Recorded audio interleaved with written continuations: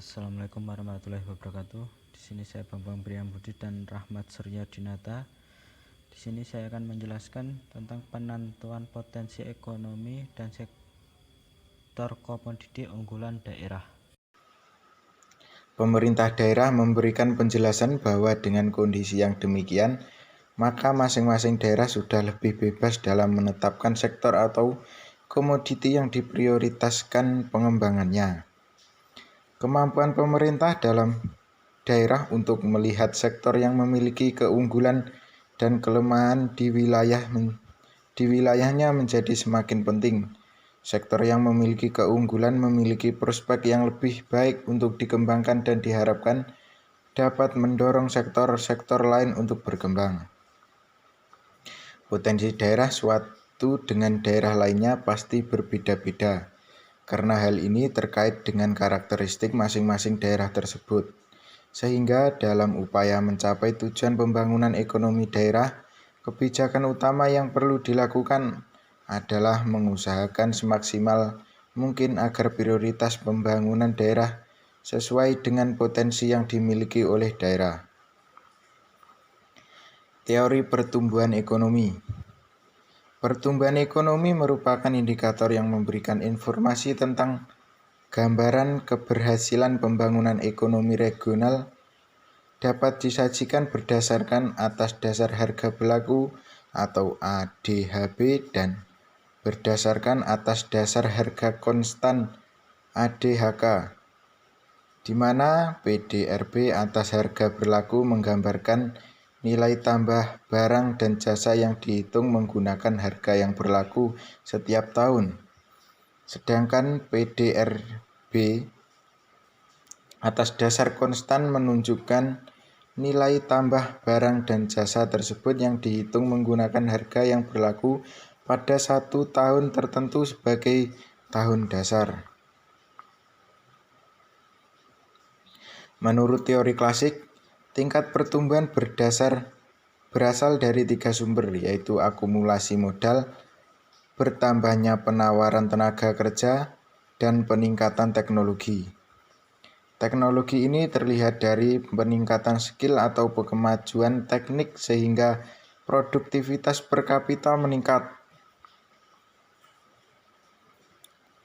Menurut Samuelson, dalam training setiap negara atau wilayah perlu melihat sektor atau komoditi apa yang memiliki potensi besar dan dapat dikembangkan dengan cepat, baik karena potensi alam maupun karena sektor itu memiliki competitive advantage untuk dikembangkan. Artinya, dengan kebutuhan modal yang sama, sektor tersebut dapat memberikan nilai tambah yang lebih besar, dapat berproduksi dalam waktu yang relatif singkat, dan volume sumbangan untuk perekonomian juga cukup besar. Agar pasar terjamin, produk tersebut harus dapat menembus dan mampu bersaing pada pasar luar negeri. Perkembangan sektor tersebut akan mendorong sektor lain turut berkembang sehingga perekonomian secara keseluruhan akan tumbuh. Terakhir, teori pertumbuhan wilayah menganalisis suatu wilayah sebagai suatu sistem ekonomi terbuka yang berhubungan dengan wilayah-wilayah lain melalui arus perpindahan faktor-faktor produksi dan pembentukan komoditas. Pertukaran komoditas. Pembangunan dalam suatu wilayah akan mempengaruhi pertumbuhan wilayah lain dalam bentuk permintaan sektor untuk wilayah lain yang akan mendorong pembangunan wilayah tersebut, atau suatu pembangunan ekonomi dari wilayah lain akan mengurangi tingkat kegiatan ekonomi di suatu wilayah serta interrelasi. Sektor basis. Sektor basis adalah yang menjadi tulang punggung perekonomian daerah karena mempunyai keuntungan kompetitif atau competitive advantage yang cukup tinggi. Sedangkan sektor non-basis adalah sektor-sektor lain yang kurang potensial tetapi berfungsi sebagai penunjang sektor basis atau service industries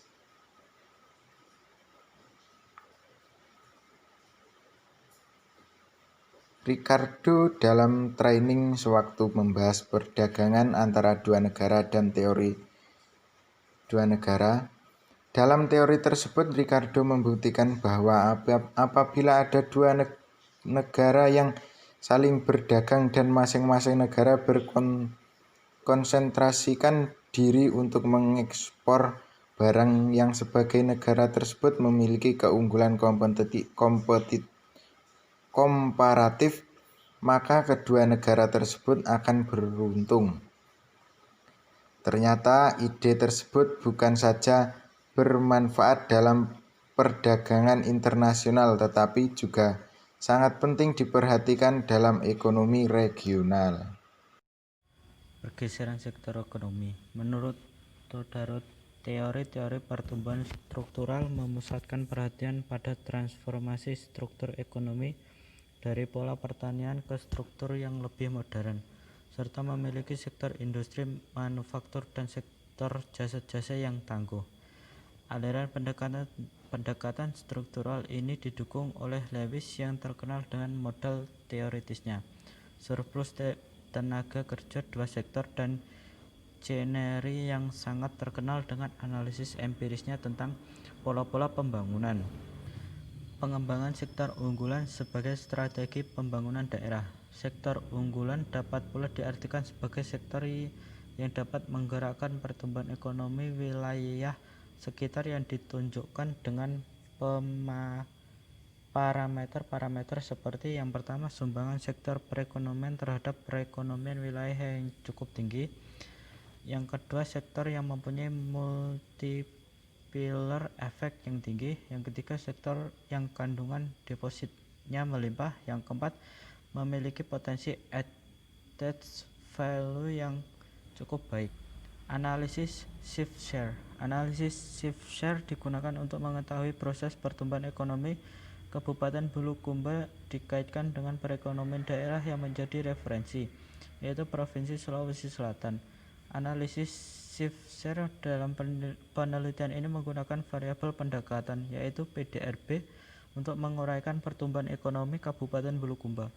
Perubahan atau pertumbuhan nilai tambah sektor tertentu dalam PDRB Kabupaten Bulukumba merupakan penjumlahan dari provincial share atau pertumbuhan nasional NIJ, proportional shift atau bauran industri, dan differential shift atau keunggulan kompetitif. Menurut Glasson, kedua komponen shift yaitu proportional shift dan differential shift memisahkan unsur-unsur pertumbuhan regional yang bersifat eksternal dan internal. Proportional shift merupakan akibat pengaruh unsur-unsur eksternal yang bekerja secara nasional atau provinsi, sedangkan differential shift adalah akibat dari pengaruh faktor-faktor yang bekerja di dalam daerah yang bersangkutan. Pembahasan hasil analisis ini digunakan untuk mengambil kesimpulan dengan menggabungkan dua hasil analisis, yaitu analisis location quantis dan analisis shift share, untuk menentukan sektor unggulan. Berdasarkan hasil analisis per sektor, hanya terdapat satu sektor yang merupakan sektor unggulan di Kabupaten Bulukumba dengan kriteria tergolong ke dalam sektor basis dan memiliki nilai keunggulan kompetitif yang positif, yaitu sektor jasa-jasa dengan nilai LQ sebesar 1,3 dan nilai komponen keunggulan kompetitif sebesar 1,763.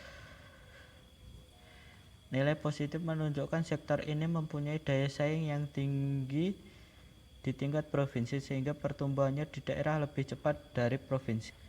Sebagai rekomendasi khususnya bagi pemerintah Kabupaten Bulukumba dalam upaya meningkatkan PDRB agar lebih mengutamakan pengembangan sektor unggulan, yaitu sektor jasa-jasa. Sektor jasa-jasa sebagai sektor unggulan memiliki kontribusi tinggi dalam perekonomian Kabupaten Bulukumba, sehingga perlu mendapatkan prioritas pengembangan dengan tidak mengabaikan sektor-sektor lainnya, sehingga dalam jangka pendek, menengah, atau panjang dapat memberikan dampak yang tinggi pula bagi peningkatan kesejahteraan masyarakat di Kabupaten Bulukumba. Penelitian ini masih terbatas pada tahapan menentukan sektor unggulan. Kepada peneliti selanjutnya disarankan untuk menganalisis subsektor unggulan bahkan sampai pada tahapan komoditi unggulan, sehingga memudahkan pemerintah Kabupaten Bulukumba dan mengembangkan komoditas melalui penerapan yang aplikatif pada penerapan kebijakan di masa yang mendatang. Terima kasih.